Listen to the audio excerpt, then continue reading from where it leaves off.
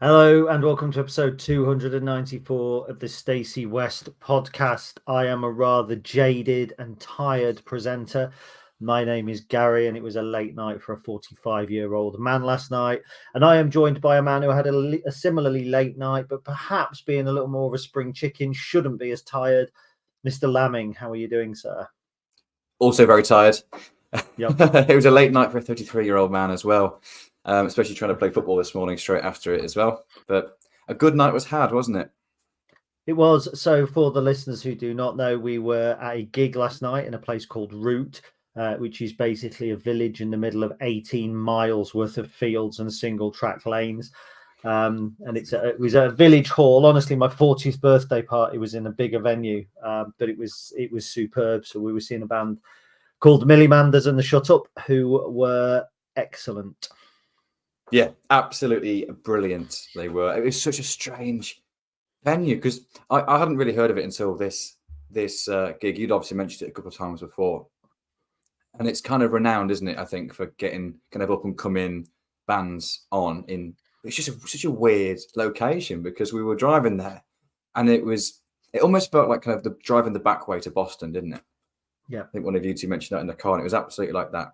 And this doesn't feel like I'm going to a gig, but we were, and we got there, and it was great. It was absolutely brilliant. It was everyone was really welcoming. It was 100, probably 150 or so people there, maybe. yeah, I'd say. And it was really good fun. Really good fun. Yeah, it was. Drinking cans of Carling from the bar, from getting served at a hatch like at your grandma's 40th wedding anniversary or something like that. But it was it was. I'm all for it for good the night. prices though, because it's a round of a Guinness for Dave, a lager for you, and I had a double, well, whatever, a double, some short or whiskey or a rum with Coke, and it came to a grand total of 10 quid for a round. 10 quid on the nose as well. On the nose, yeah, absolutely. Yeah, bargain, absolute bargain. We'll be definitely going there again for another gig, I imagine. So Chris drank the bar out of Dead Man's Finger, and therefore had to move on to another rum. And then after that, he moved on to whiskey, I believe, at the end of the night. Literally Correct. just a plastic beaker with some warm whiskey in the bottom of it, I think. It was, yeah. Were on. It was all right. It was. And the thing is, we stayed to the end, didn't we? Because we're fanboys. So we stayed to the end to see a couple of members of the band get pictures taken and, try and look cool by saying that, oh, we've seen your other bands play and all this sort of stuff. And the bar woman, yeah, I did. Yeah. And to be fair, it turns out that me and the drummer all have a mutual acquaintance who was used to listen to the podcast, Mr. Wigglesworth. But yeah, and then the woman from the bar came over and said, oh, do you want another drink? Oh, yeah, why not? I'll have a can. Oh, can of Carling, please. She got you a whiskey. And I tried to pay, and she's like, oh, no, you can just have these drinks. It's like, now it really is like a village hall, isn't it? Where they're trying to get rid of the drink at the end of the night to save them taking it home. So, yes. And it was also a momentous occasion. Now, people who know me personally will know our friend Dave. So Dave looks a little bit like a younger Romesh, should we say? An older Romesh? I don't really know. I would say older Romesh, definitely. An older, fatter Romesh. So it's great friend Dave. Now, the thing about Dave is he does drive, but the last time he drove me anywhere was 1998. And literally people said, no, surely not. He's driven me nowhere since. So I'll pick him up to go into the football. I mean, I drive through, so it's not a big thing. So I'll take him to football every week that he goes. And we've driven to various places. And it's been a running joke. He hasn't driven me anywhere. I remember where he drove me, by the way, in 1998. It was actually 1999, and he drove me to Tuxworth to see a girl called Kelly something or other, and it was an absolute disaster. I ended up getting pissed and falling in a puddle, falling off some swings into a puddle. He didn't drive me anywhere after that. He had this little Clio, Dave did, and he drove. And it was a momentous occasion. It felt like a coming of age. Dave behind the wheel, like a real grown up. Driving me to a gig. So it was, I think I put it on Instagram, if Carlsberg did Saturdays. So if Carlsberg did Saturdays, Dave would drive me to a gig. That gig would be one where it turns out that I have a tenuous connection with the drummer that makes it feel like we're almost friends. The band would be phenomenal. The beer would be great. The company would be brilliant. But what would have happened in the hours before that? Lincoln City would have gone into the top 6 of League One with one game to go. if Carlsberg's sacked this. Actually, also, my podcast co-host would have cooked me what I can genuinely say was a spot-on spaghetti bolognese for my dinner. I'd had a full English breakfast from the corn dolly. Everything was perfect. But for 90 minutes, it didn't actually feel all that perfect. It felt edge of your pants, gripping your arse cheeks together, clenchingly nervous. So we'll strip it all the way back to the beginning. You and I spent the day together. We had breakfast. We spent 2 or 3 hours before the game. It was great, but we were trying to talk about anything other than the game, weren't we? Yeah, we were. We were trying to take our mind off it, really. And then literally on 2 o'clock on the dot, both of us picked our phones up immediately to look at the team news, because that was a big talking point, wasn't it? The team news, because we were 4-4-2 out of possession on Tuesday night, which was super interesting, and the same on Saturday as well. But of course, we lost Rico Hackett to injury, and Dylan Duffy, of course, got sent off against Oxford. So the question was, well, were we going to stick to that kind of 4-4-2 out of possession shape? Because it's really fluid with our system, so it's not really a 4-4-2, but it's a loose one out of possession for the last 2 games. But primarily for the games before that, we've been more of a 3-5-2 out of possession. So you think, well, are we going to go into kind of a left winger and play a more of a conventional 4-4-2? Are we like someone like a Moylan maybe coming in and playing left side, and having Sean Rowan as a left back? Or are we going to put someone like Jack Burrows in a left wing back as in a 5? Or is maybe Sean Rowan going to put forward into left wing back and the likes of Adam Jackson come back into the team? Which of course is what happened. But it was actually a really big talking point leading into the game, and then I think it was maybe a little bit surprising. I think you were maybe more surprised than I was yesterday. Yeah, I pinned Jack Burrows to come back in, because Burrows was, people forget, he was our first choice starting left back for a period, probably up until he got injured just around Christmas time, didn't he? He had the car accident, if I remember, at Christmas, and then did he miss the Blackpool game? I think so, yeah. And I don't think really he's featured since then properly. And obviously with Rico out and Dylan Duffy, I just thought we would maintain that kind of status quo at the back. And one of our problems under Mark Kennedy last season, it was under Michael Appleton the season before last, was we never had a settled back 4, back 5, back 3, whatever. So for me, continuity at the back is always hugely important. Your goalkeeper gets to know the centre halves. However, when you look at it with hindsight, bringing Adam Jackson in defence is like putting 3 aces down and going, what can I add to this to make it? Oh, I've got another ace, because that's what he is. He's a first team player. Up until he dropped out of the side through his injury, he was on everybody's lips for player of the season. He's somebody that people would consider to be a stalwart of the defence. So actually, even though we're down to the bare bones, and we are, because the boy Okoro was on the bench again yesterday, so another young lad on the bench who probably wasn't going to get on. He's there, when I say to make up the numbers, it's a nice experience, etc. It'll help integrate him into the first team. But we've still got options where we're in this particular area of the field where we're talking about 2 changes that either of those changes would have been acceptable at any point of the season, wouldn't they? Whether it's Burrows or whether it's Rowan, despite the fact we're 2 left backs down. Yeah, I think that's definitely a positive. I thought Sean would come at playing at left wing back. I thought this might be the way we went. Or actually, I thought Jack Burrows was our least likely of the 3 options. I thought maybe we'd go 4-4-2, put more in left wing.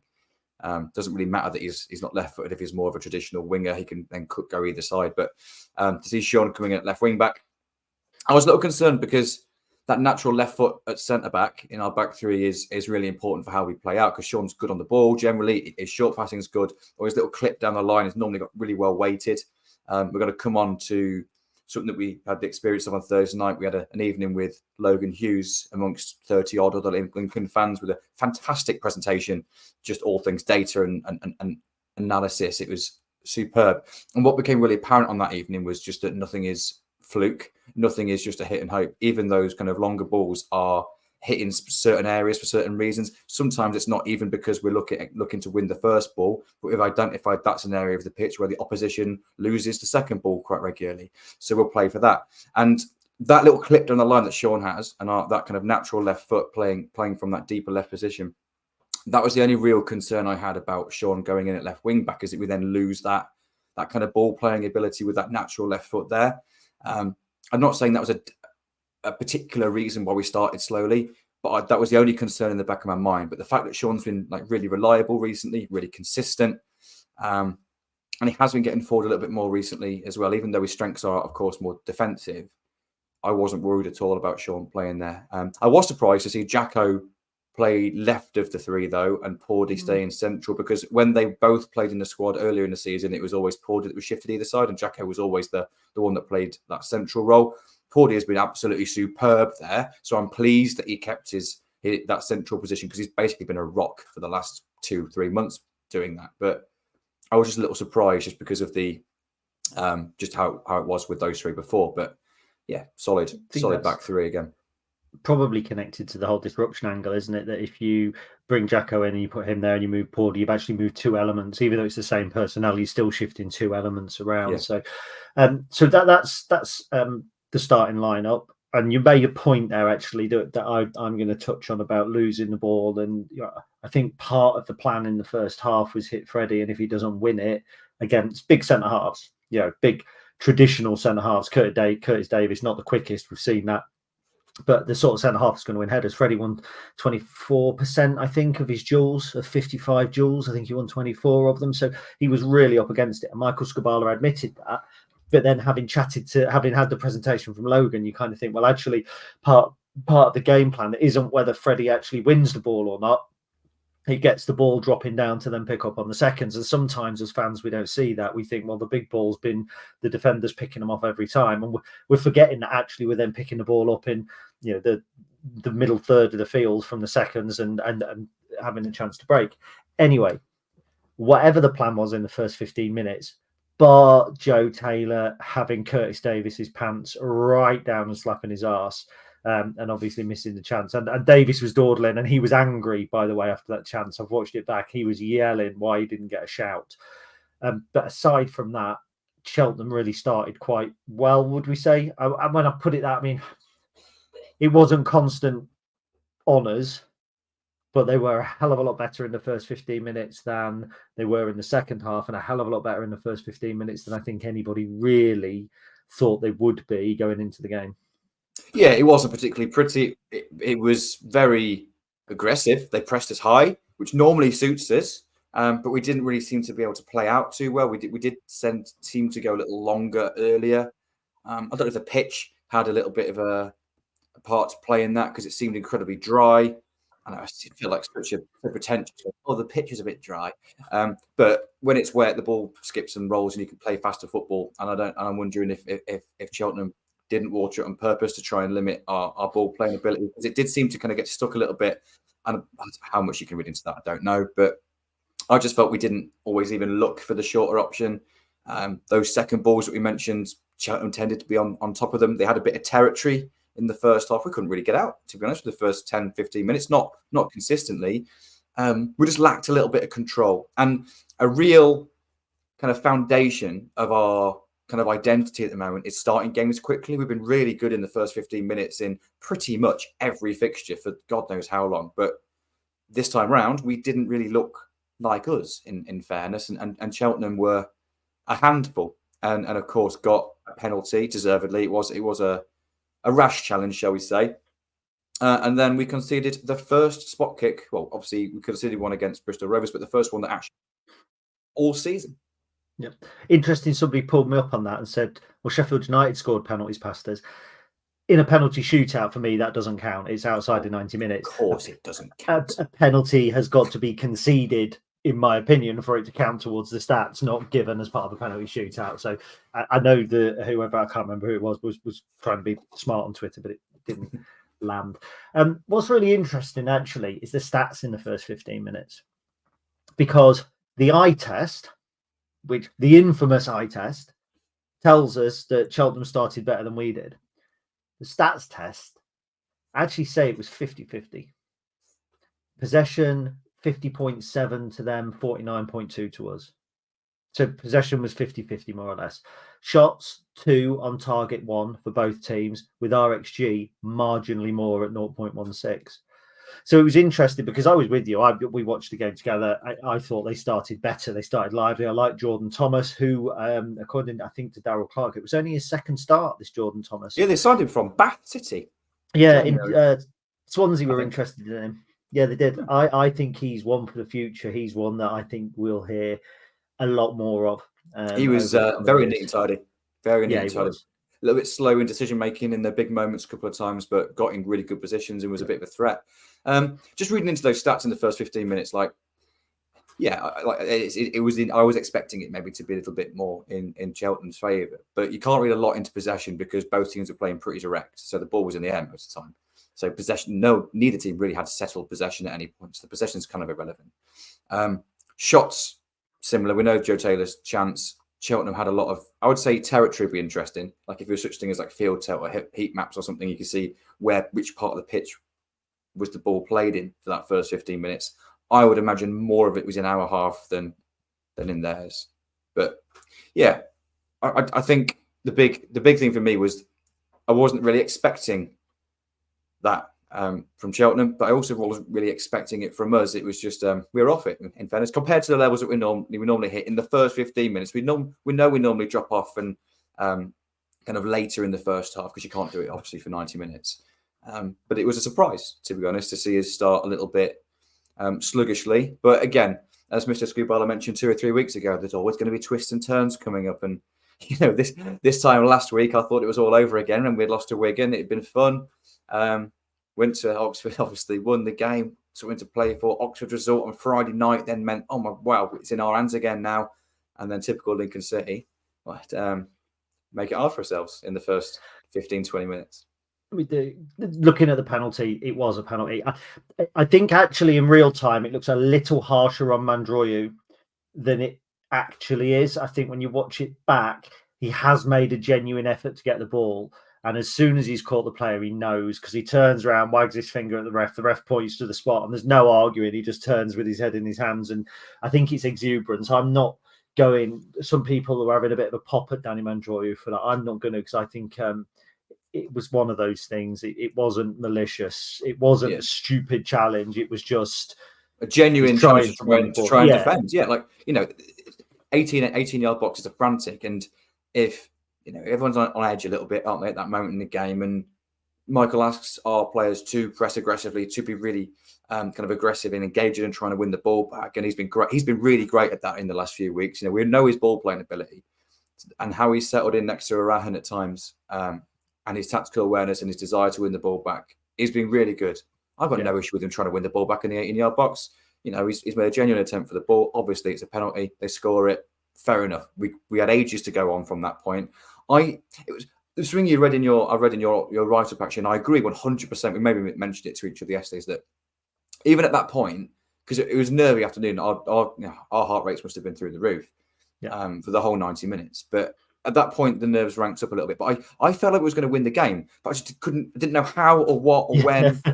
I just felt a sense of confidence that, I think we're still going to win, even though we hadn't really been ourselves at that point. And I'm going to talk about the rest of the first half, I'm sure. But at half-time, I messaged a couple of people. And I was like, I reckon we're going to win this game 3-1. We'll come out all guns blazing for first 15 minutes of the second half, and then we'll score in that, and then it'll be maybe nervy to the end, and then we'll maybe seal it. Obviously, we didn't get the third, but luckily that transpired. But before that, of course, Joe Taylor scored an absolutely just a brilliant goal. What an absolutely brilliant goal! Listening again to Michael Scubala, he was very clear about the fact he thought we'd get some joy with Joe because he's quick and the Cheltenham centre-backs are not. Cheltenham have got veterans in their side. I mean, Liam Sercombe, I don't know how old he is, but he seems to have been around for a while. Matty Taylor, Curtis Davis.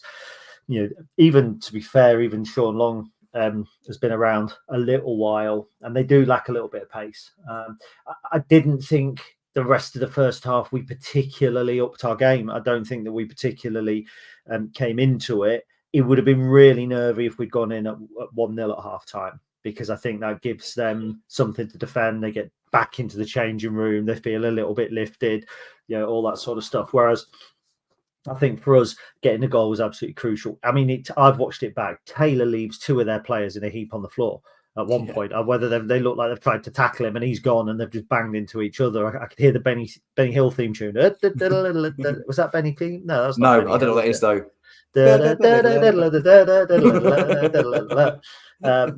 and then I was getting frustrated. We were, because it's like, well, he's taking it too far. Joe, what you done?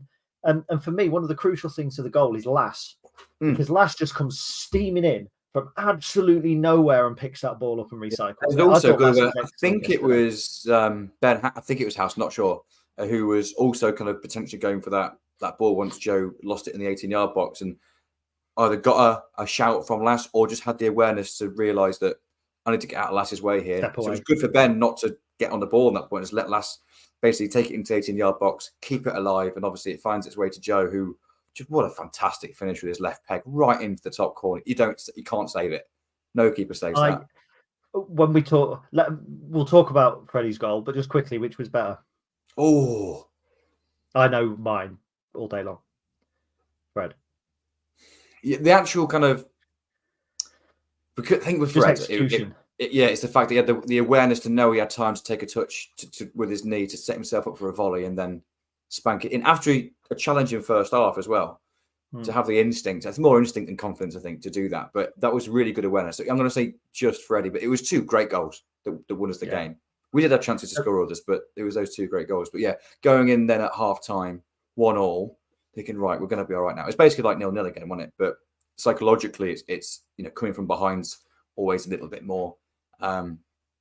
You can go in at half time and say to our lads, oh, it's 0-0 now, basically.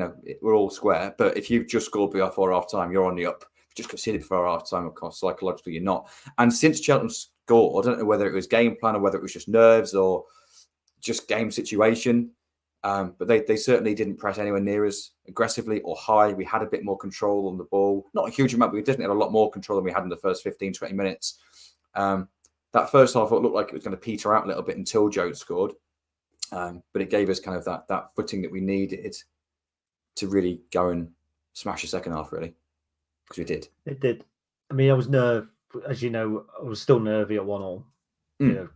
It's all well and good being in the ascendancy, but they have a chance to go in and regroup, and you think, which way is it going to work? Is it going to go that they regroup and they come out and they're the team that find their footing quicker, or is it going to be us? We know from, again, the meeting, the thing with Logan, which if the club do that again, which they will, it was out to all fans. Somebody said to me, well, when's it going to go out to everybody, not just you guys? He said, well, we paid for it to go and just went. It did. It was for all fans. We're just happy to turn up ourselves. Yeah. So when it comes out, if they do it again, you've got to go. It's superb if you're into that kind of wanting to understand a little bit more.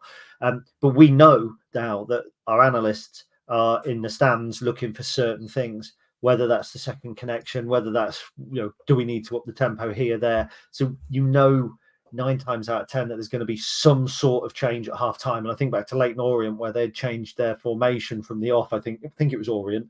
Mm-hmm. Who played a diamond. Orient played a diamond for the second time all season. That's right. In the first half. And so all of Logan's work in the week building up to that was kind of thrown out the window as soon as kickoff happened. And then it's analysing things for the first half and then going with some clips, taking it to the management and the coaches and then making a couple of tactical changes in the second half, ready for the second half. And maybe that's a reason why we do tend to start second halves pretty well, because we've got that level of expertise that can see those things, because we certainly started the second half brilliantly. What's actually quite amusing is that we haven't been starting the second half that well of late. Orient 0.07 XG, Carlisle 0.08, Reading 0.03, nothing against Wigan, which is strange because I have. Well, shut up then. I have this preconception that we do. I mean, we started like we did against Bristol Rovers relatively well, and we did certainly against Cambridge. We did against Barnsley, where we came out and banged 2 in that period. So it is something that we do, absolutely. But it was something we needed to do. Now, okay, we got the goal in that period, but it wasn't just a goal. We had 6 shots, 3 on target in the first 15 minutes. In the first 7 minutes, Danny Mandroy had an effort. Alex Mitchell had a really good effort save. Ethan Arahan a long-range effort. Ben House, then Freddie Draper. Mm-hmm. Yeah, we had 7 touches in the box in the first half entirely, 27 in the game in total. In that 15-minute spell from 46 to 60, we had 10. Yeah, it's phenomenal. What really impressed me, again, I like PPDA as a statistic. So that's passes allowed per defensive action. So basically, it's an indication of pressing intensity. Do you want to hazard a guess as to what it was in the first 15 minutes of the second half? Yeah, if you just give me a moment to click on Y Scout, I'll have a real good guess at it. It's the lowest it's been at any point this season in any 15-minute period that I've really? seen. It was just 4. 4. I've Wow. never seen it. I've never seen a 4 before in any of those metrics for PBDA on any team. Just 4 passes allowed before we win it back or they make a mistake. Like that doesn't include the ball going out of play, by the way. I misinterpreted this a few weeks ago. I thought it included the ball going out of play. No, it doesn't even include that. So it's even more impressive. Just 4. Like you can't press higher than that. You can't be more intense. And we needed it. We absolutely needed it. And that first 15 minutes of the second half reminded me a little bit of the last half an hour against Wickham away, where Cheltenham just couldn't get out of their third. We were winning the second balls. We were just relentless. We had throw-ins, we had crosses, we had corners, we had shots. It was just pure pressure. And it was like at some point the ball was going to go in the net here. We are going to score. You could feel it coming. And then, we mentioned it earlier, but what a great goal by Freddie Draper. It was the fact that it was kind of a bit chaotic in that 18-yard box. And he had the awareness to see he had time to set himself up, take that touch to cushion it on his thigh, and then set up a great volley. It was that part of it that really impressed me the most. If he had just hit it first time and it had gone in, I'd have celebrated just as much, obviously. But it was the fact that he knew he had time to set himself. That really impressed me, to have that awareness. And we lost our minds at that moment, didn't we, in my lounge? I think my next door neighbour not been very happy about it, but we were very loud.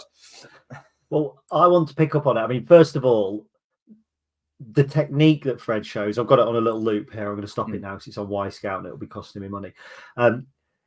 He goes as if he's going to try and win the header, and he actually buys himself that second. Now, whether that's intentional or not, I don't know, but he looks like he's going to lean into the header. And I don't know whether the defender thinks he's going to head it back out the area. And then he just lets it drop onto his knee and turn. I mean, it's an absolutely stunning finish, and it gets better and better every time I look at it. I just think, my Lord, that is a natural striker's goal. That is a man who is a natural finisher. And I said it in my article, said it all the time. If you're a natural finisher, you will score goals at any level. It doesn't matter how good the opposition is. You'll score in National League South. You'll score in the Premier League. You'll do what you do. It's about putting the other things around the game. And for me, Freddie Draper, if you give him that chance in the Premier League, he scores it. It's as simple as that. He does, because he can do that. Jermaine Defoe is another one who always springs to mind. He's a natural finisher. You give him a chance, he'll finish anywhere. Another thing that impresses me about the goal is Lass. And I want to pick up on Lass and Sean Rowan. I mean, everyone was excellent, by the way. So I say it's crass to call anybody out. But particularly, I want to pick up on Lass because I thought he had a really good game yesterday. He was involved in both goals, recycling a ball. So that our goal actually came from a Ben House chance, I think, that was recycled. Joe Taylor, little touch to Lass burst into the area in the first half. We've just spoke about Lass recycling the ball for Taylor to score. A lot of people, Lass is strange because when we do the player ratings on the Stacey West, he never gets the same sort of ratings as everybody else. If we've played really well and everyone's an 8.6, Lass is always on like a 7.7, and it baffles me. Because then when you're talking about player of the season, Lass is second, third, fourth in everybody's conversation. It's almost like, I mean, it's a Sam Habergam style thing, isn't it? Where never standing out, but never letting anyone down. But actually, I think that's a misconception, because for me, I thought Lass was excellent. I thought it was great yesterday as well. Yeah, I think maybe part of that is because he obviously came in as a centre midfielder, in and out of the team, played a lot more last season. Of course, then became converted into a wing back and really impressed there. Like he took everyone by surprise at the time, didn't he? Is how well he did there and how easily and quickly he settled. And maybe we just come to expect it now. Maybe you just take it for granted, and therefore you only get those big scores on the match rater when you kind of do something that wasn't expected. But we just expect it from him now. So it's like guaranteed 7 out of 10, even if he's had a game that someone else puts there. If you put TJ Omer, no disrespect to TJ at all, by the way, but someone else who you wouldn't expect to play in the way that Lass has adapted to right wing back. If TJ came in there and played exactly the same as Lass does, you'd probably rate him like a 9 because, oh my God, wasn't expecting that from TJ. He's doing brilliantly there. But now we've got used to it. We know the kind of qualities he has. You know, the work rate, his recovery runs, just the sheer effort he puts in to get up and down that line, and then the quality he has on the ball when he gets it. Maybe we do just take it for granted a little bit. And but he was brilliant yesterday. Brilliant yesterday. And he had to be, because we of the two of our wing backs, him and let's say Rico, who's been playing there recently, Rico is generally a little bit more comfortable in those final third part of the pitch. Obviously, comfortable on those one-on-one take-ons, probably a little bit more technical, I'd say.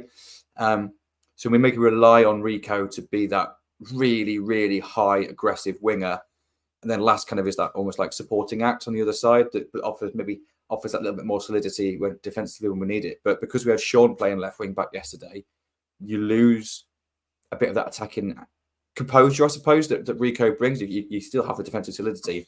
So Lass had to step forward and be that attacking focal point on the right side. And well, as you said, he was involved in both games, goals and just good in general, wasn't he? But everyone was. In fairness, everyone was. Particularly, I know we say it every week, Ethan Arahan. In what he does more than anything in amongst chaos, he just calms everything down. Like when there is a couple of like meaty challenges or the ball in the air or a little bit of pinball in the middle of the park, he'll just take one touch, settle it down, play it 10 yards, and then we're on. Then everything's relaxed. He's almost a little bit like when Jacko was playing centre back, and we all thought he's just that calming influence there to settle things down.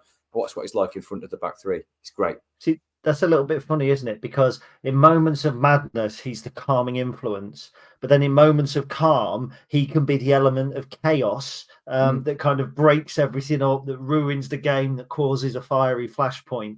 And I like that. He's a man of contrast. He's a yin and yang in the middle of the field, isn't he? With his even his kind of his style, with these contrasting hair colours and all that sort of stuff. As you know, I love Ethan Arahan. He's my favorite. Mine too. He has no right playing in League One. He's so much better than League One. He's so much better than League One, but obviously we'll enjoy him while he's here because he is irreplaceable in our team. And you can't say that about many players. You know, we've had to shuffle the deck quite a bit this season, and everyone's played their role. But for me, Ethan Arahan is irreplaceable. I don't think there's anyone in the squad, even with the whole squad fully fit, that can do what Ethan does. He is. I don't think there's many people in the league that can do what Ethan does, to be honest with you. No. But yeah, he is irreplaceable, and he's been almost an ever present this season. And yeah, yesterday was everything that we needed from him in that role. He is to Michael Skubala what Liam Bridcut was to Michael Appleton, and what Alex Woodyard was to Danny Cowley. Yeah, can't agree more. Couldn't agree more. So we score the goal, and you and I were still nervous for 40 odd minutes of football, because I think it was 52. Yeah. So another 44 minutes, we were still nervous. There isn't really a huge amount to talk about after the goal. We had the biggest chance. Joe Taylor had our biggest chance, didn't put it away, but it was decent football.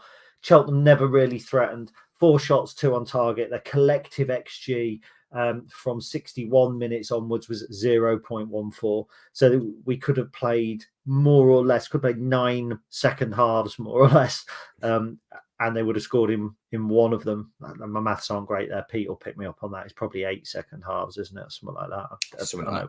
The point is, they didn't create a great deal at all. So even though, certainly in the last 10 minutes, I think they pushed forward a bit. They kind of knocked on the door. They never really created anything. We still look pretty comfortable, pretty solid. And we saw, obviously, from our perspective, it was nerve-wracking because we know what's riding on it. But this Lincoln City team are good at seeing out leads now. It's very rare that we concede a late goal. Certainly a late goal that really scuppers us. Of course, Wigan being the obvious one there that kind of is the only time really recently in this year that we've conceded a late goal. So we should have been more confident than we probably were at that point, just in that we'd keep them out. And then full-time whistle goes, relief. Watched the video back on Twitter of just the moment from full time with the fans again. That connection between the supporters and the squad and the management it's great. It's something that's built relatively quickly. I know winning games and having a successful team. I was just going to say, football games. That's it. You win football games. If we don't win football games, it's not as easy to build. No, of course, but it's just nice to see. It's just really good, and that unity gets you places because the fans stayed behind the team when we were a goal down, and you don't get that at many clubs. The squad and the management have earned that because of the run they've been on. They've earned that trust and that backing. But you've only got to kind of see what's happening at Barnsley. They're above us in the league. They were nailed on as a playoff as a minimum, and after yesterday's performance, all the vocal supporters online want the manager gone. Like, they are in free fall. It's a toxic atmosphere there now. So you go a goal down. If you're Barnsley, you go a goal down in the first 15 minutes.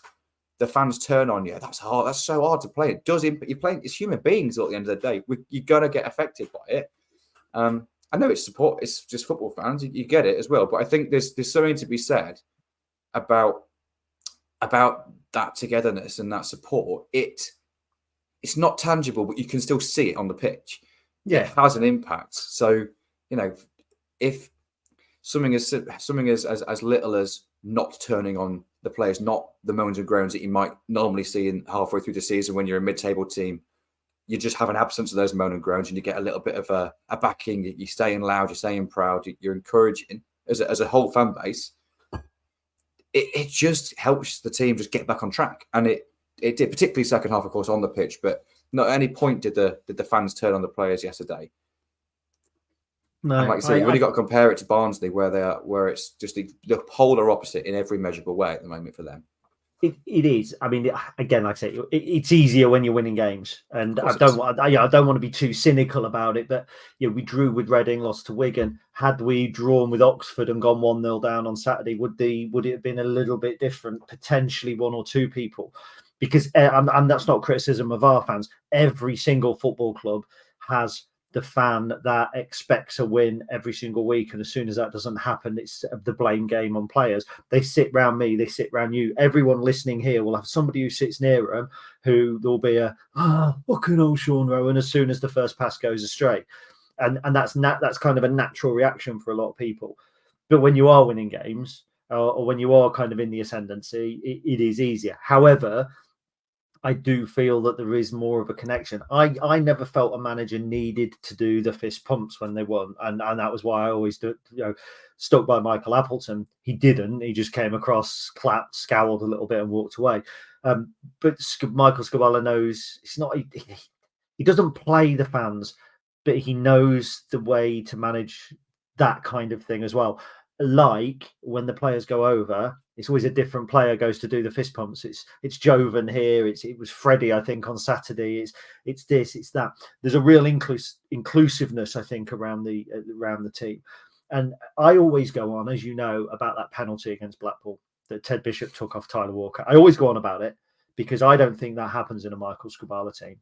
I think in a Michael Scabala team, Tyler Walker takes that penalty because he needs the goal, because he's just come on and Ted's already in a run of form. In my opinion, nothing's left to chance. I think we learned that on Thursday. We know, we felt like that was the case anyway, but it was confirmed tenfold on Thursday night with Logan. Well, nothing. Shall we come on to that in a minute? Should we go to an ad break? We're actually 38 minutes in already, and all we've done is talked about Cheltenham. But just to clarify, we are not looking ahead to next weekend on this podcast. There'll be a podcast coming out Wednesday, Thursday. It's yourself and Ben. That'll be the looking forward. We're not going to start talking about that because I don't want to build too much hype and we'll run out of time. So we'll go over onto an advert and then we'll be back in a moment. Unless, of course, you're watching online, which people now are able to do, whereas you'll just kind of get me and Chris doing a little bit of chatter here amongst ourselves probably, and then we'll come back on, little peek behind the curtain. So we'll be back in just a second. Excellent. Good to see you, YouTubers. It's nice to see them all. Hello, YouTube. This is a little YouTube exclusive. Nobody will get to see this, will they? Yeah, and why would they want to hear this? Well, yeah, there we go. We'll get the badge in. Excellent. So we'll come back in. So we've mixed it up a bit, but we'll go into Logan. Obviously, careful not to give too much away as well. And then we'll go on to FA Cup in 3, 2, 1. Boom! I bet you fancy a McDonald. We'll come back in again. Boom!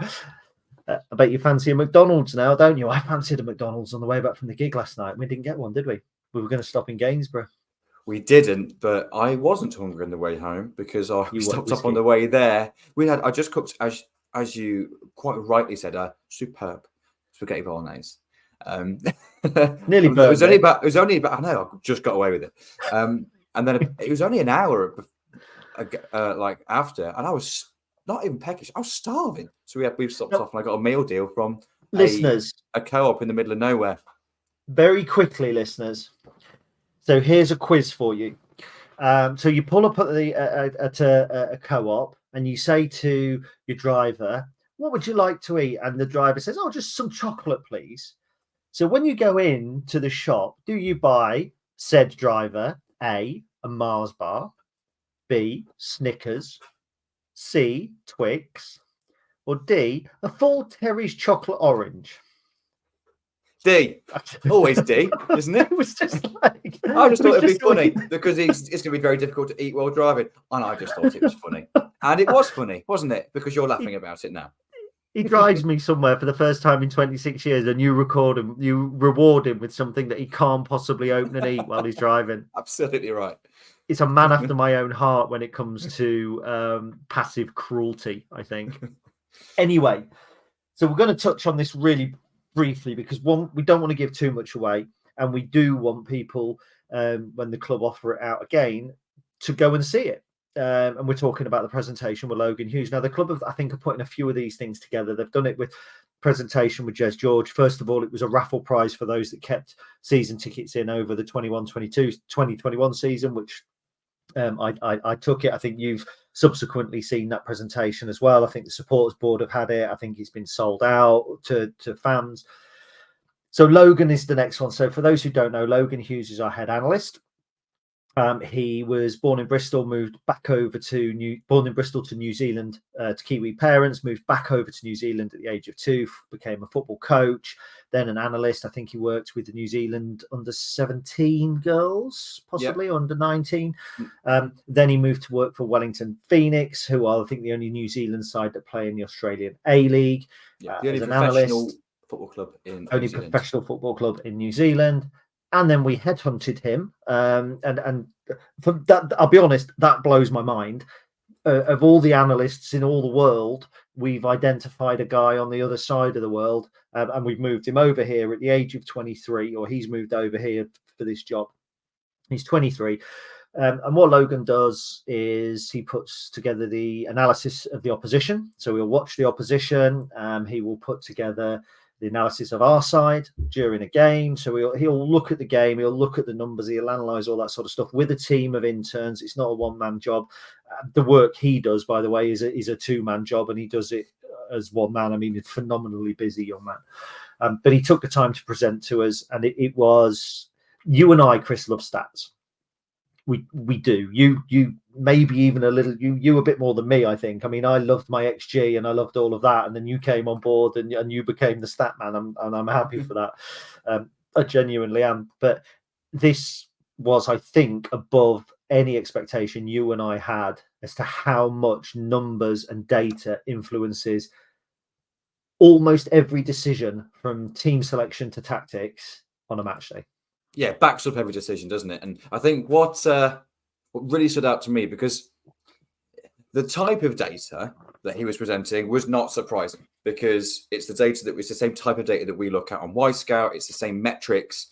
What I was interested to learn was how much of a role does it play? Which particular metrics did they kind of find most important? And how much does it really kind of impact decision making? And what became apparent, and this surprised me, because it was everything I hoped it would be, to be honest, in regard to, as you said, we both take an interest in the statistics. I find them really, really, really, really interesting, probably to the nth degree. And so therefore you put a level of importance on them, don't you? And as much as the game isn't played on a spreadsheet and never will be, it's getting closer to that, in fairness, isn't it? More than I realized. But I just kind of find like it'd be interesting to me because I wanted to know how important they were in a club, because you have this picture in your head of how you think that data is used, or maybe how you hope it is, because I put some importance on it. I hoped it was important within the club. And what became apparent is that not only does it back up decision making or clarify a couple of things, it literally drives decision making processes. And it's not just at our club. I think what's apparent and what was impressive for us is that we do it really well. But it's that's the done thing now. If you don't do that, you're at a huge disadvantage. There's only one team in League One that don't do it. Unsurprisingly, it was Stevenage that don't have that analysis department to go through the depth of this. Everyone else in League One does it. And but what was just most interesting for me was the level of importance that it's not just our club, it is football clubs in general are putting on it, and it's how all of those metrics drive the decision making in terms of how to approach that next match and how we got to try and break down that opposition. We mentioned briefly earlier that sometimes when we decide to go longer, it's never just right. It's a long pass or it's a long boot. It's never just an aimless kick forward or a clearance. It's to hit a certain area for a certain purpose. And like I said earlier, it might not be because their centre back isn't very good in the air or is slow. It might be something as simple as, or as in depth as, this is an area of the pitch where the statistics have shown a weakness in the opposition's team because they lose second balls in that part of the pitch. Maybe it will show a heat map of where most duels are, so you can get an idea of what part of the pitch do they want to set a pressing trap in. So we'll try and keep the ball out of that area when we're building up. This data formulates the match plan, and it was that part of it, plus just how impressive Logan was as a presenter, as a young guy.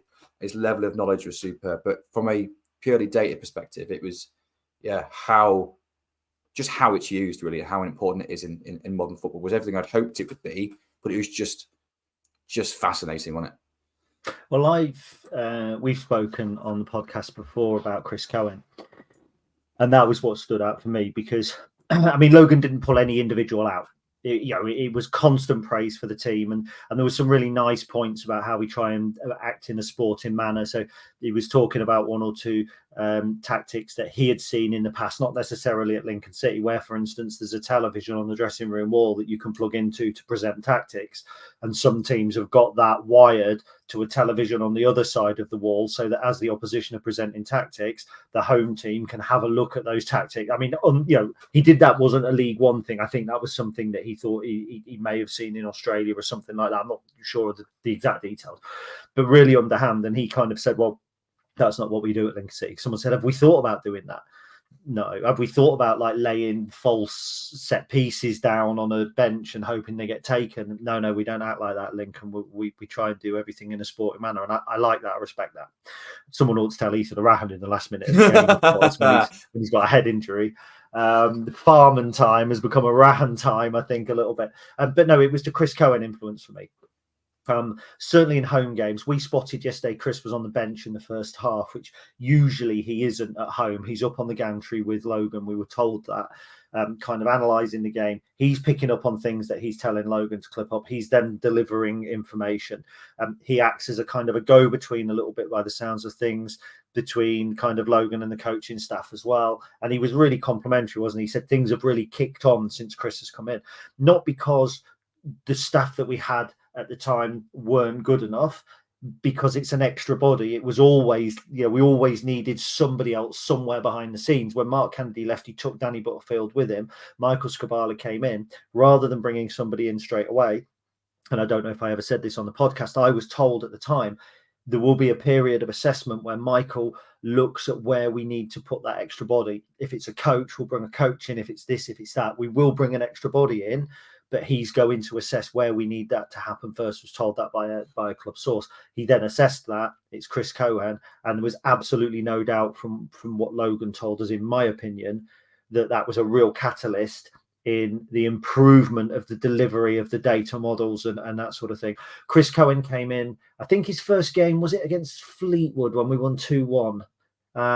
So that's when he was brought in kind of unofficially, but he wasn't brought in because he was there for a couple of games with Tom Shaw as interim.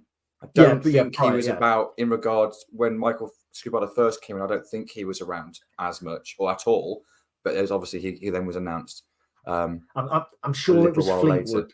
I'm sure That it was was Fleetwood he was at home. definitely there. He was definitely Fleetwood at home. Sorry, yeah, because I think it was Fleetwood away. That was Tom Shaw's first away Yeah, game, it wasn't it? was. Am I I know. getting the two mixed up? I'm not sure. Yeah, I Maybe. have. So he came in on the 13th of January, which was the Wickham game. So basically, since Chris Cohen came since in, our run has been amazing, yeah. so since he's come in, we've won 12, we've drawn 6, and lost 1. And that's not. It's not. He's not responsible for that. But it's almost like your Bolognese yesterday. You got think about it. You got all the ingredients bar 1.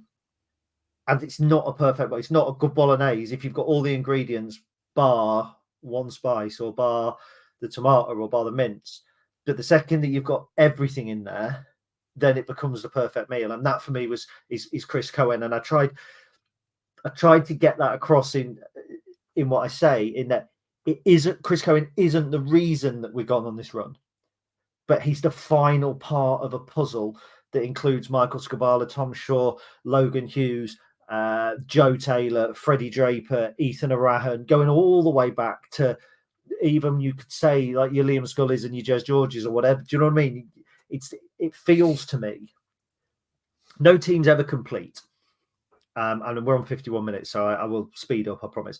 No team's ever complete. You always say about your team, it's not quite the finished article. No team's ever the finished article, because the next season you're bringing more players in, you're strengthening, you're weakening. But this is the first time I'm looking at a Lincoln City side. 7 first-team players out on Saturday, by the way, because you would consider Walker and Monsma as first-team players, and on top of that, Hamilton and Bishop and McGrandles and Duffy and Hackett. So you consider that 7. I think that's 7. But it's the closest I've ever felt to looking at a Lincoln team and thinking, this is perfect synergy between players, coaching staff, backroom staff. The first time, it just feels like all the sides have come together. And I think that's reflected in what we were told by Logan. It just feels like it's a well-oiled machine. They know what they're doing. Every day they go in. Logan knows 7 days before a game what he's doing, 5 days before a game what he's doing. The players know the way that everything is delivered, and that's coming through, I think, on the field.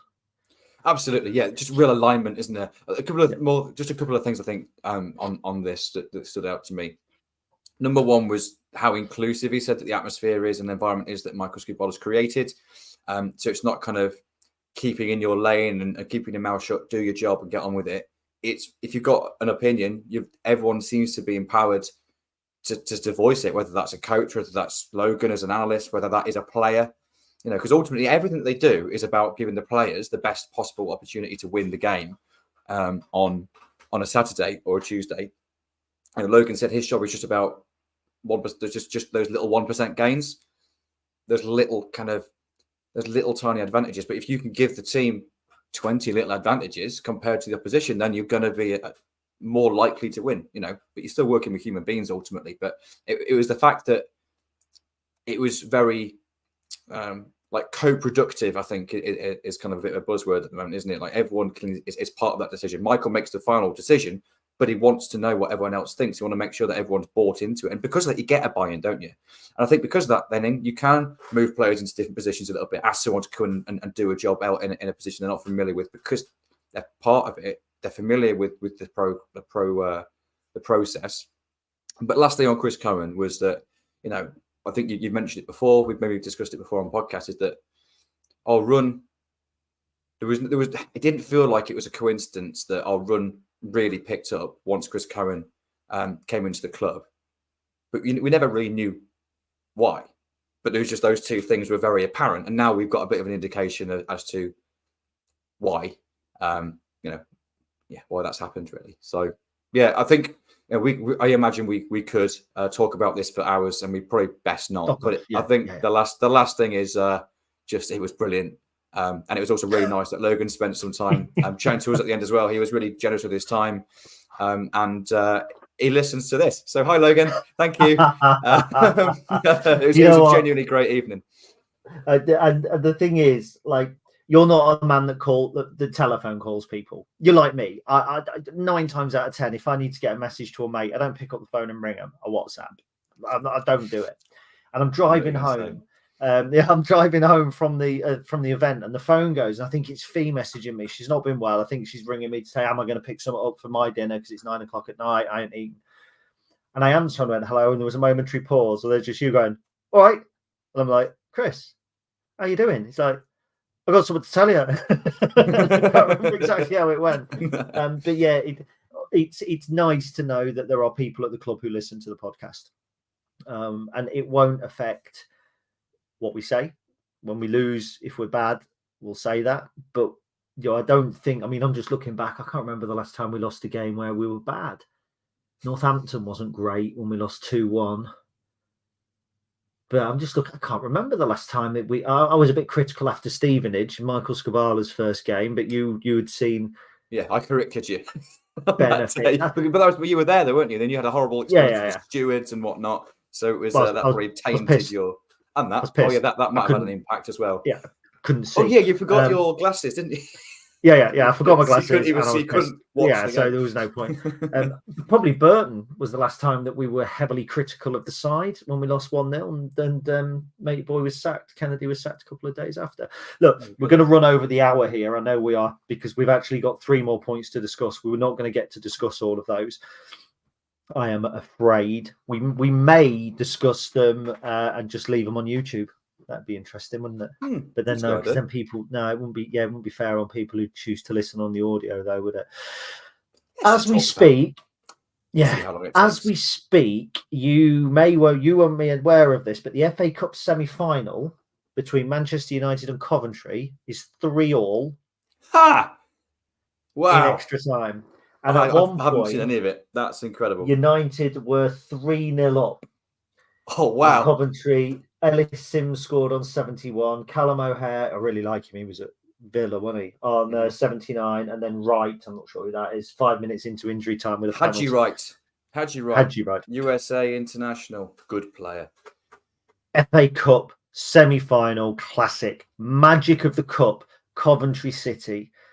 The magic of the Cup that the FA wish to take away from supporters and lower league clubs without adequate consultation. We have to speak about it because it will affect us. It's very, very easy for us to go, well, we're Lincoln City. Without that replay, we wouldn't have gone to Ipswich, blah, blah, blah.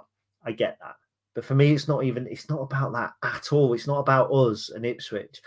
For me, the fundamental issue here isn't the stripping away of the replays, because I can see an argument for it after the 3rd round, possibly.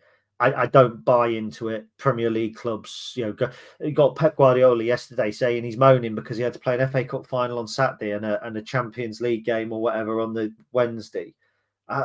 Wow. Do you know what I mean? What do you want soon? You don't want to play Premier League games, Pep. I mean, what a bell end. But and a couple Thomas of things Frank, on that. There's something that stuck in my mind about that, actually, because I remember Danny Cowley said something when he mentioned it in the season we got promoted from National League. He said, successful teams play a lot of games. Yeah.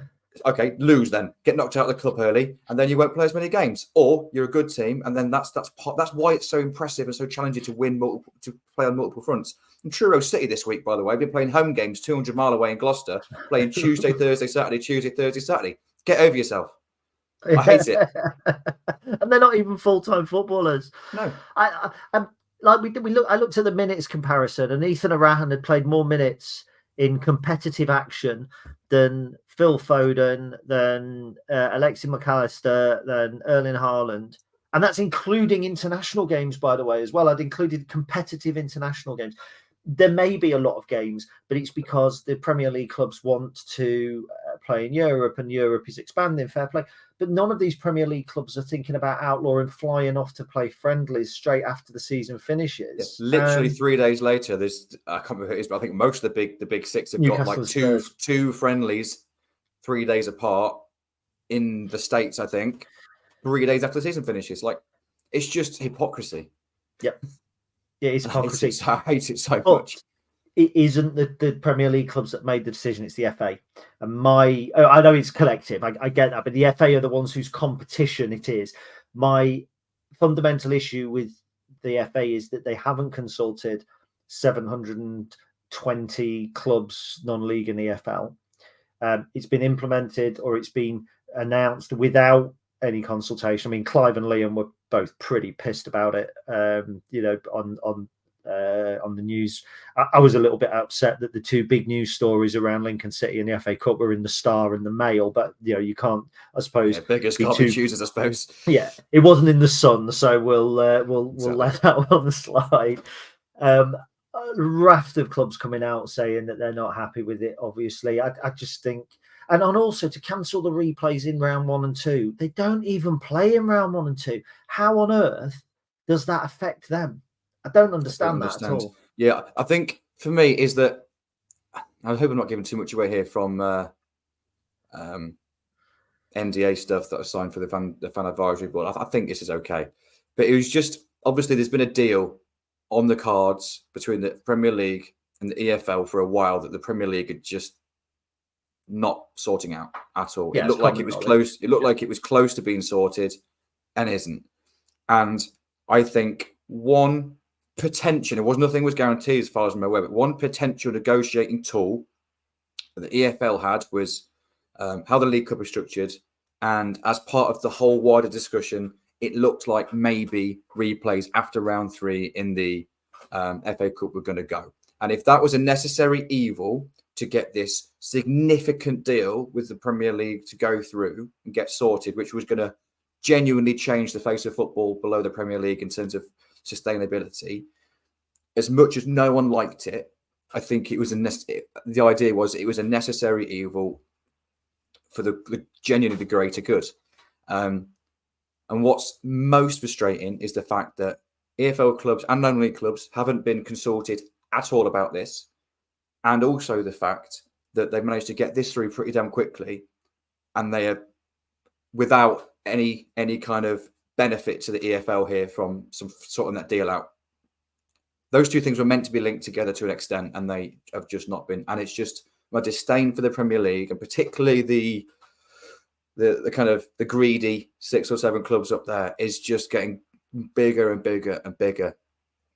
I just dislike them so much. They just stand for everything I disagree with, and I can't help but align 100% with what Clive and Liam said, and what the vast majority of EFL and non-league clubs have said. It's just disgusting behaviour, really, isn't it?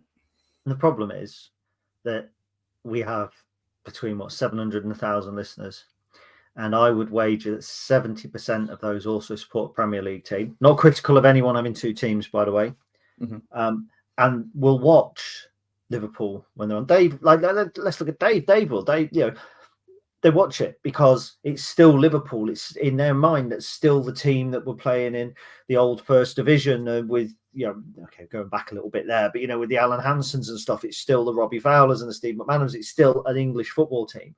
But what they've actually become, it's almost like Trojan horse in that, these the foreign. It's not foreign owners. That's absolutely wrong. Unscrupulous owners. It's not about where they're from. It's about what their intentions are. Because we've proven that having overseas owners or overseas influence can actually be a fantastic thing for a football club. As of Plymouth, for instance, with Simon Hallett, who's done a really good job. I think it's Simon Hallett done a really good job at Plymouth in sustaining them. So it's easy to say foreign owners. That's absolutely wrong. It's owners with the wrong intentions, or it's the people that have bought into Liverpool and into Manchester United. And into, I'll say Newcastle, I'm not as sure, but it's certainly your Liverpools and your Man Uniteds. It's your Super League people.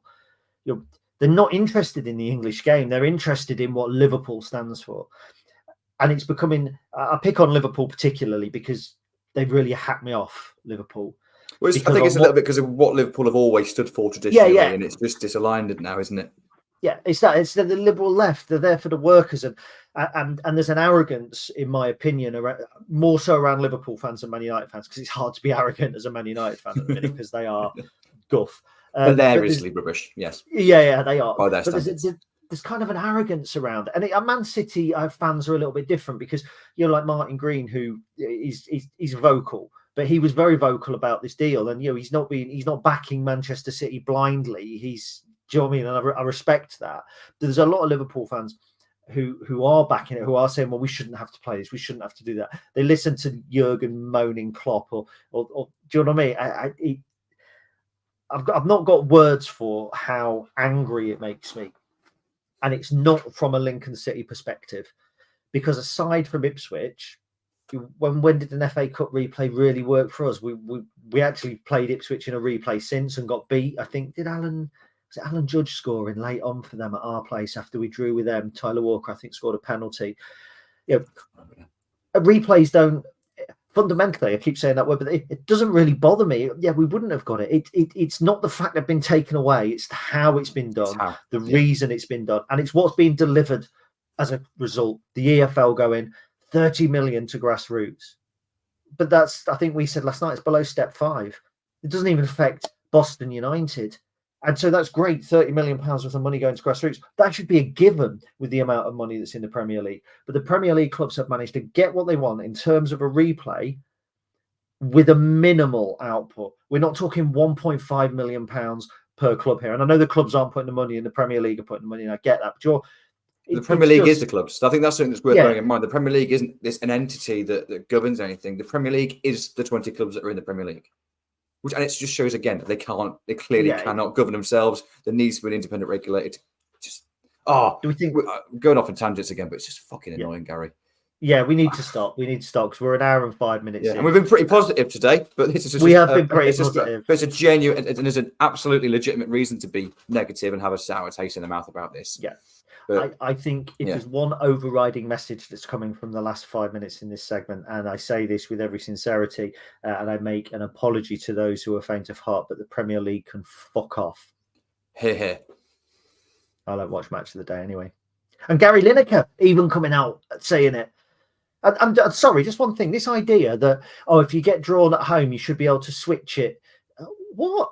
What on earth is that? Or if you get drawn away, you can switch it at home. You can... What a load of rubbish. What are you trying to feed us here? Just leave it as it is. When Lincoln drew Gainsborough Trinity in the Cup, it should be whoever's drawn at home plays at home. And if it's a draw in the first round, you go to... The magic of the Cup is around that. It's about the Bowers and Pitsy, or, being able to... Okay, they didn't take us to a replay, but you know what I mean? It's that kind of magic of being able to get through. And if they could take us back to their place, and it would be this... this big event for them. Do you know what? I'm not buying it. I'm not buying it. What I do hope people are buying is our hoodies. Smooth. That was smooth, wasn't it? Nearly as smooth as my chin after last weekend's shaving incident. So for the rest of this week through till Friday, we are leaving the opportunity out for people to purchase our hoodies. So we have these hoodies. You may not be able to see them if you're listening, obviously, but if you are watching, here they are. So they're a nice hoodie. We've put those on sale. They're £25 each. We're making nothing off these. So every bit of profit from these will be going to the foundation. There's also an opportunity to buy the running shirts again. I'm blown away by the fact that my dad has ordered one of each. He's ordered the running shirt as well. It's until Friday. There is a link on the website. You might have to scroll down or search hoodies. I can post, if anyone wants it, I can post it as well. And then we'll get those on order. If you have placed an order, I haven't taken any money yet, so don't fret. Please, I will be messaging over towards next weekend just confirming your order and then sending some bank details for you to send some money through. So thank you very much for that. I think that will just about do, won't it, Mr. Lamming? Yes, I think so. There is one other agenda item that we might want to just touch on. I appreciate we've run over a little bit. A little bit. Up to you. We're 10 minutes over. Well, we'll be really quick. Go on, we'll do it. Why not? Why not? So the other thing we want to talk about is non-Lincoln City, and it's Gateshead. So I keep an eye on the National League. We loan players into the National League. It's worth watching. There are players in there that are worth picking up. Gateshead finished in the top, 100 or whatever it is that you need to get into the playoffs these days in the National League. No, it's the top 8. One goes up, and then so it's the top 7. And they've now been told by the EFL that they cannot take part in the playoffs because they cannot guarantee a tenancy at their ground for 10 years, I believe. Which is now a prerequisite for entering the Football League. So the National League, because as we know, it was such a well-run and slick organisation, put an announcement out saying Gateshead were not allowed to play in the playoffs, so Solihull Moore's got a bye. and then 2 hours later put another one out going, actually, Solihull Moors don't get a bye. It's now Altrincham that get a bye. I mean, it's, do you know what I mean? If you ordered a fantasy league at work and you were trying to give somebody a bye and you said it was one team, then 2 hours later another, you wouldn't accept it. But it's harsh on Gateshead, isn't it? And Gateshead are a team. They lost their Football League status, I think, in 1960 or 61 to Peterborough United. They're a club with quite a history. Okay, they've got a crap ground. I hate it when you go there. There's no atmosphere. But Rotherham played at the Don Valley Stadium, and it was just as bad.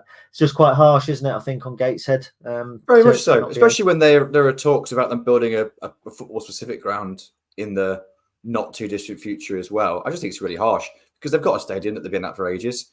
I get you have to have rules. You have to make sure that you can protect the competition. I get it, but there are so many. This generally you get a little bit of a leeway, or as long as you get this thing sorted by this date. So, for example, in most of non-league, I appreciate this is different entity because it's the EFL. So, for example, if you're down in the depths of non-league and you get promoted to a level, ground grading is really important. So, you need to have a certain number of seats or hard standing around the ground or whatever. And it gets more and more and more the higher up you go. But if you get promoted, you normally get a couple of years to do the work. So, I just can't see why you can't use common sense to do something similar here, because this is similar to the Premier League with the points deductions. I know the financial side of things needs sorting out and it needs punishing in some way. So you got kind of mixed emotions from the Prem's perspective. But in this, like, football should be played on the pitch, and the players, the staff, the fans, they're there on merit. They've got themselves in the top 7. They're in the playoffs, and they can't play because something can't be proven for 10 years. I know. I get the rules there. We don't know the ins and outs of it. It just stinks a little bit. It just stings, and I feel really bad for Gainsborough supporters and the players. Gateshead. Especially after. Sorry, yeah, Gateshead. What did I say? Did I say Gainsborough? Oh, you're frozen, guys. Oh, maybe I've frozen. I'm not sure. I'll stop talking. This would be good. This would be great viewing for YouTube. But anyway, it stinks. I feel sorry for him.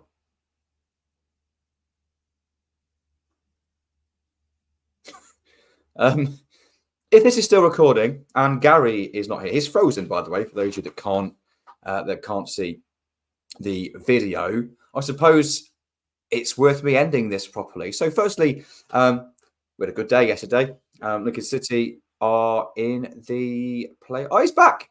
Gary Hutchison returns. I was trying to do a little outro by myself and completely got lost. I have no idea what happened there. So that'll be great for people on YouTube, because I don't know quite what will have recorded and what won't. So had you finished talking about Gateshead? Is it time for me to wrap up the podcast? Yeah, I'll shut up now. It's just rubbish, and that was it. That's all I was saying. Really. Brilliant. Well, in that case, I will edit out from there, and I'll just come into an exit. So 3, 2, 1.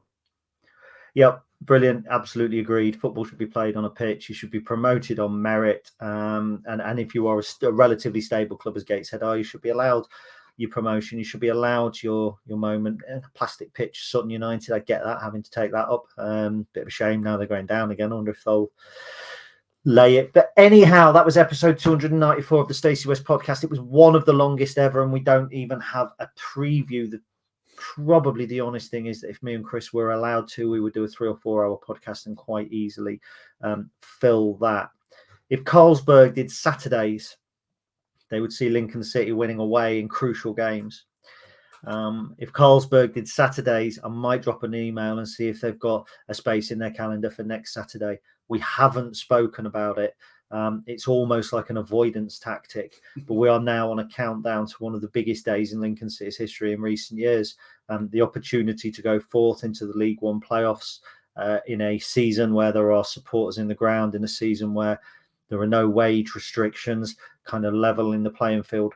It will be the biggest achievement of a generation, without a doubt, if we're to get there. If we're not to get there, we've seen so much over the last few weeks to underline exactly how the club are moving forward, whether it's our chat with Logan Hughes, whether it's bouncing back from defeat with 2 massive wins, whether it's PPDA, whatever it is, whatever your measurement or your barometer is, Lincoln City are putting their best foot forward. I'm going to leave you now and go to sleep. Chris will probably be doing the same. He'll be back on Thursday. I won't be back until next weekend, at which point we'll know what the future holds, the immediate future holds. Ladies and gentlemen, boys and girls, up the imps.